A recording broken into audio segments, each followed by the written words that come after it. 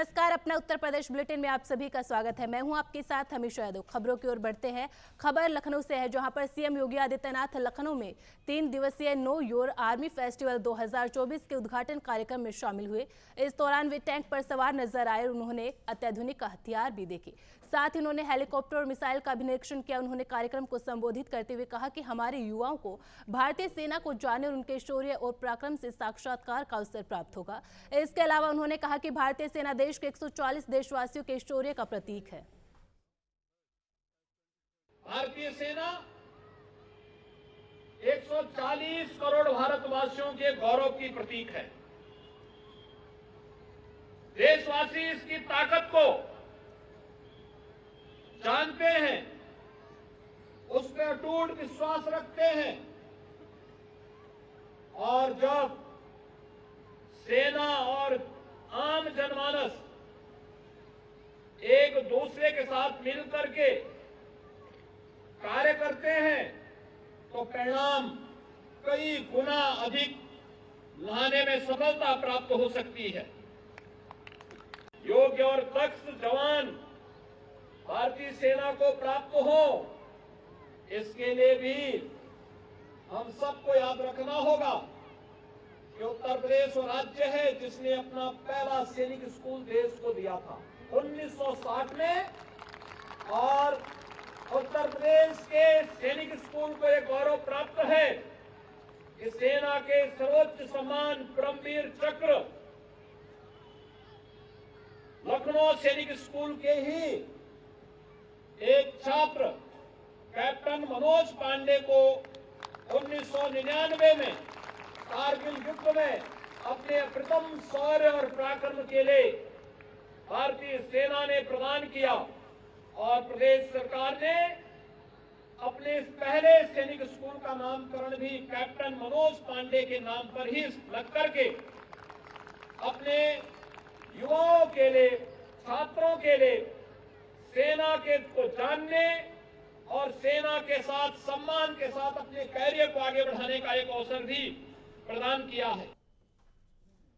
उत्तर प्रदेश के मुजफ्फरनगर जनपद में कोर्ट परिसर उस समय जंग का अखाड़ा बन गया जब महिला सुरक्षा सेल में काउंसलिंग के लिए पति और पत्नी अपने परिजनों के साथ पहुंचे। उसी समय किसी बात को लेकर पत्नी और उसके परिजनों ने पति के ऊपर हमला बोल दिया। मारपीट का वीडियो सोशल मीडिया पर वायरल हो रहा है। सूचना मिलते ही पुलिस मौके पर पहुंची और हंगामे को शांत करवाया। वहीं घटना की जानकारी देते हुए एसपी सिटी सत्यनारायण प्रजापत ने बताया कि सिविल लाइन पुलिस को सूचना मिली थी कि कोर्ट परिसर में काउंसलिंग पर आए पति और पत्नी के बीच में विवाद हो गया। उसके बाद धक्का मुक्की हुई। मामले में पीड़ित के द्वारा दी गई तहरीर के आधार पर आगे की कार्रवाई की जाएगी।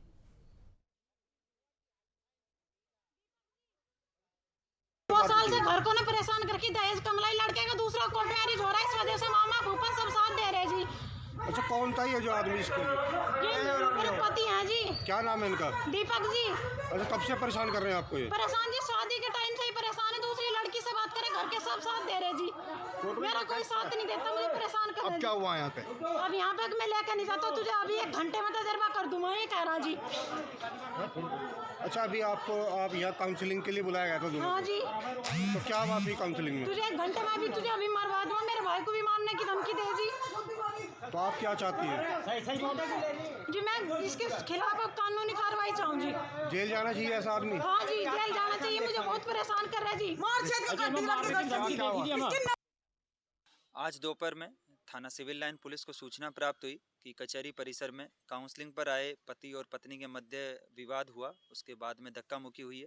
इसके संबंध में थाना पुलिस द्वारा तुरंत मौके पर पहुंच के शांति व्यवस्था कायम की गई है और जो इसमें पीड़ित है, पीड़ित द्वारा इसमें तहरीर प्राप्त की जा रही है और प्राप्त तहरीर के आधार पर इसमें आवश्यक विधिक कार्यवाही अमल में लाई जाएगी।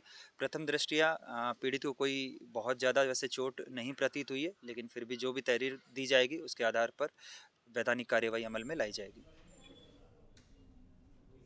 एटा जिले के अलीगंज कस्बे में स्वास्थ्य विभाग द्वारा अवैध रूप से संचालित अस्पतालों झोला छाप चिकित्सकों के विरुद्ध ताबड़तोड़ कार्रवाई से हड़कंप मचा हुआ है। नोडल अफसर डॉक्टर सर्वेश कुमार की अगुवाई वाली टीम ने आधा दर्जन अस्पतालों पर छापा मार कार्रवाई करते हुए 3 अस्पतालों को सील किया। वहीं अस्पताल बंद कर भागे 2 अस्पताल संचालकों को नोटिस भी थमाया। स्वास्थ्य विभाग को लगातार अवैध अस्पताल संचालकों और झोला छाप चिकित्सकों के विरुद्ध शिकायतें प्राप्त हो रही थी। इसी को लेकर कार्रवाई को अमल में लाया गया।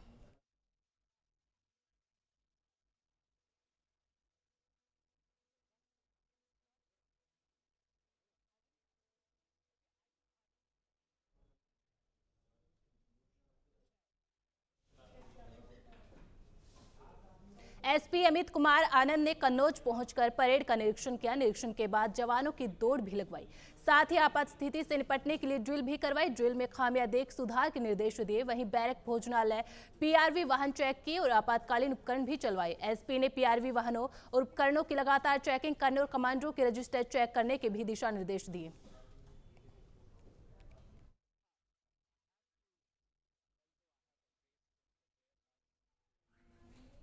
जनपद कुशीनगर में पडरौना क्षेत्र के गांव लक्ष्मीपुर में हाईकोर्ट के आदेश पर सड़क के किनारे बसे लोगों द्वारा किए गए अतिक्रमण पर कार्रवाई की गई। जानकारी के अनुसार हेमंत चौरसिया नामक व्यक्ति द्वारा उच्च न्यायालय में रिट दाखिल किया गया था। रिट में दो लोगों के बीच आपसी विवाद के चलते ठंड के मौसम में गरीबों के आशियाने पर बुलडोजर कार्रवाई की गई। वहीं पीडब्ल्यूडी सहायक अभियंता सांभी तिवारी ने कहा कि हाईकोर्ट के आदेश पर कार्रवाई को अंजाम दिया गया है, जिसके बाद पीडब्ल्यूडी सहायक अभियंता, राजस्व विभाग के कानून नगो, लेखपाल और थाना कुबेरस्थान की टीम की मौजूदगी में अतिक्रमण को खाली करवाया गया। वहीं इस मामले पर मौके पर आए नायब तहसीलदार पडरौना ने कहा कि समय के अभाव में सभी लोगों पर कार्रवाई नहीं हुई, लेकिन आगे कार्रवाई की जाएगी।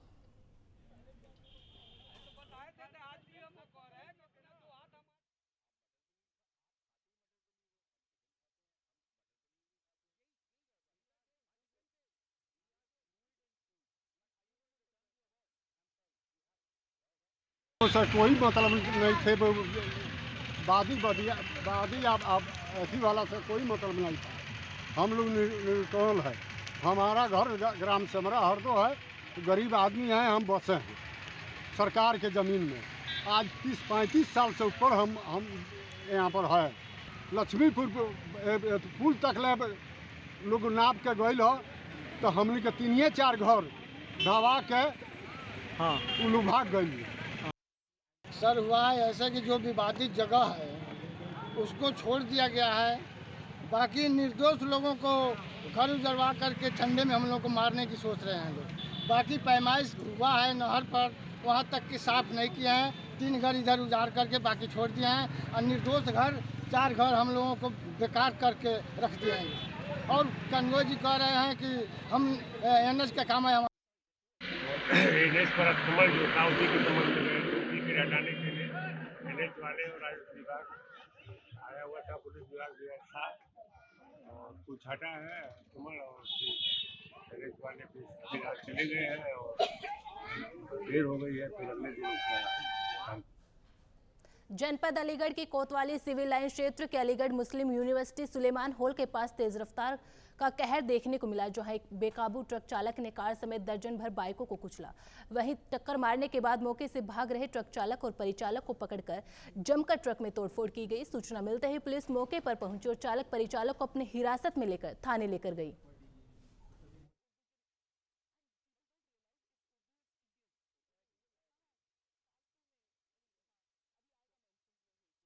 मैं आ रहा था, अब वो मारता हुआ गाड़ी आया और हॉर्न बजा दूसरा लड़का को आवाज दे रहा था, तो मैं साइड पे गाड़ी कर और मारता हुआ चला गया। ट्रक वाला था क्या? हाँ ट्रक वाला ही, ट्रक वाला। एवरेज कितनी गाड़ियों को उसने टक्कर मारी है? देख पीछे तो मुझे पता नहीं, बस लोग चिल्ला रहे थे कि भाई पकड़ो पकड़ो पकड़ो पकड़ो पकड़ो, और वो तेजी निकल रहा था। वो पता नहीं फिर आगे जाकर लड़कों ने उसको रोका, तो निकल जाता मार के। कम से कम 17-18 गाड़ी यहाँ से मोटरसाइकिल खड़ी थी, आगे एक साथ बिल्कुल सब गाड़ी को।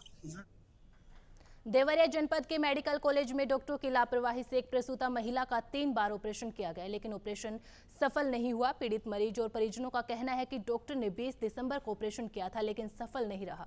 मरीज की हालत खराब होते देख परिजनों ने मरीज को निजी अस्पताल में भर्ती कराया। वहीं घटना की शिकायत परिजनों ने जिला अधिकारी से की।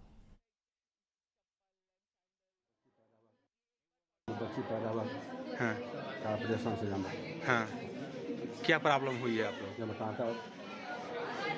जमा टाका टूट गया, फिर जमा दोबारा टाका लगा और जमा खून ब्लड आ रहा है। हाँ इसके पहले हुआ था तो क्या आ रहा था? तब मवाज आ रहा था। तो इलाज कौन कर रहा है? शिल्पा रावत। हैं? शिल्पा रावत। शिल्पा रावत का वही ऑपरेशन की है। अच्छा ऑपरेशन वही की हैं। पूरे देश में सर्दी का सितम देखने को मिल रहा है। इस कड़ाके की ठंड में जरूरतमंदों को कंबल बांटे जा रहे हैं। रैन बसेरों का प्रशासनिक अधिकारी जायजा ले रहे हैं। इसी कड़ी में सहारनपुर के वरिष्ठ चिकित्सक डॉक्टर संजीव मिगलानी ने कंबल वितरण कार्यक्रम का आयोजन किया, जिसमें जरूरतमंदों को कंबल वितरित किए गए। इस दौरान डॉक्टर मिगलानी ने कहा कि जरूरतमंदों को कंबल प्रदान करना पुनीत कार्य है, जो इसकी जितनी प्रशंसा की जाए उतनी कम है। वहीं सामाजिक संस्थाओं से भी अपील की कि ठंड के समय जरूरतमंद लोगों की मदद के लिए हमेशा आगे रहें। आज हमारे हॉस्पिटल में गरीब लोगों को, जो असहाय गरीब निर्धन लोग हैं, उनको कंबल बांटे गए। सर्दी बहुत तेज़ी से आ रही है। इन सर्दियों में हर संस्था तो आगे बढ़ के कंबल बांटने चाहिए, और जो गरीब लोग हैं उनको फ्री में औषधि देनी चाहिए, कैंप लगानी चाहिए, सेवा करनी चाहिए। लोगों में आजकल एक अंधविश्वास है कि मदिरा और सिगरेट पीने से सर्दी चली जाती है। तो मैं आप सबको ये बताना चाह रहा हूँ कि सर्दियों में ज़्यादा शराब नहीं पीनी चाहिए और धूम्रपान का सेवन नहीं करना चाहिए। जो इसका सेवन करते हैं उन्हें सर्दियों में अटैक, हाई ब्लड प्रेशर और पैरालिसिस के चांस बढ़। खबर यूपी के जनपद कासगंज से है, जहां पूर्व राज्यपाल एवं पूर्व मुख्यमंत्री कल्याण सिंह के जन्म दिवस पर लोगों ने उनको श्रद्धा सुमन अर्पित किए और उनके कार्यकाल में कराए गए विशिष्ट कार्यों को भी याद किया। साथ ही नदरई गांव स्थित चौराहे पर उनकी मूर्ति का भी अनावरण किया गया। सदर विधायक देवेंद्र राजपूत ने मीडिया के सामने उनके मुख्यमंत्री रहते बाबरी मस्जिद के ध्वस्तीकरण को भी याद किया और कहा कि इस प्रकार उन्होंने अपना इस्तीफा तत्कालीन राज्यपाल को सौंप दिया था।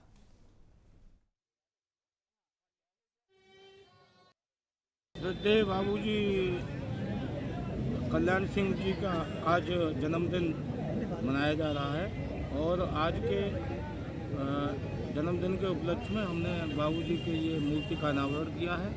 और हमारे बाबूजी की कासगंज कार्यस्थली रही है और बाबूजी ने बहुत अच्छे कार्य जनता के हित में किए। जब माननीय मुख्यमंत्री बाबूजी थे उत्तर प्रदेश के, तभी बाबरी मस्जिद का विध्वंस कराया था, जिससे आज राम मंदिर का निर्माण हो रहा है।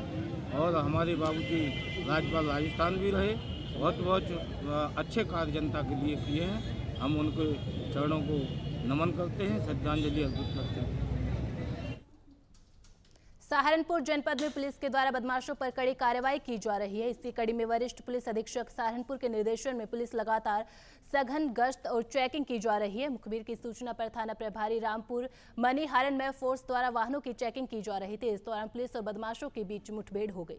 मुठभेड़ में गोली लगने से बदमाश घायल हो गए, जिसे इलाज के लिए अस्पताल में भर्ती कराया गया। फिलहाल पुलिस दूसरे बदमाशों की तलाश में जुटी।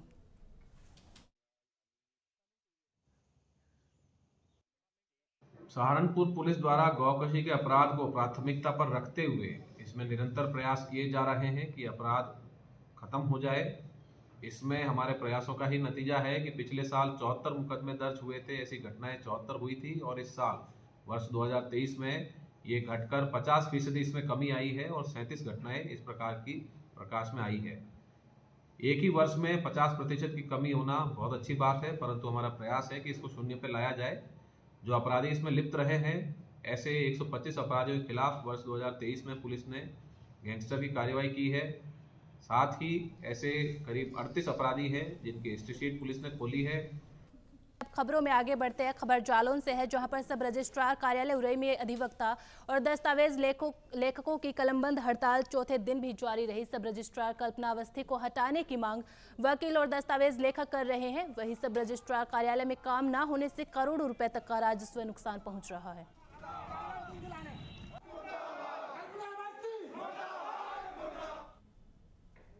जनपद अलीगढ़ के थाना खैर इलाके में शराब के ठेके में कैंटीन चलाने वाले दुकानदार द्वारा सामान के पैसे मांगने पर दबंग बदमाशों ने फायरिंग कर दी। फायरिंग में दुकानदार को गोली लगने से घायल हो गए, जिसे इलाज के लिए अस्पताल में भर्ती कराया गया। घायल की गंभीर हालत देखते हुए जिला अस्पताल रेफर कर दिया गया है। वहीं पीड़ित परिजनों की तहरीर के आधार पर पुलिस की टीमें गठित कर दी गई है और पुलिस की टीमें आरोपियों की तलाश में जुट गई है। क्षेत्र अधिकारी खैर राजीव द्विवेदी ने बताया कि दुकानदार और एक युवक के बीच सामान के पैसे मांगने को लेकर वाद विवाद हो गया था। इसी विवाद में युवक ने दुकानदार को गोली मार दी। घायल व्यक्ति को उपचार के लिए सीएचसी खैर लाया गया है। वहीं आरोपियों की तलाश भी शुरू कर दी गई है।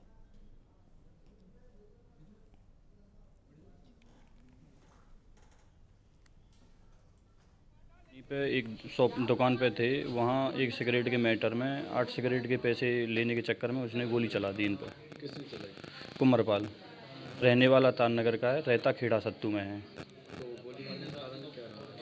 ये उससे पैसे मांग रहे थे और पैसे ना देने के उसमें उसने गोली चला दी इन पर।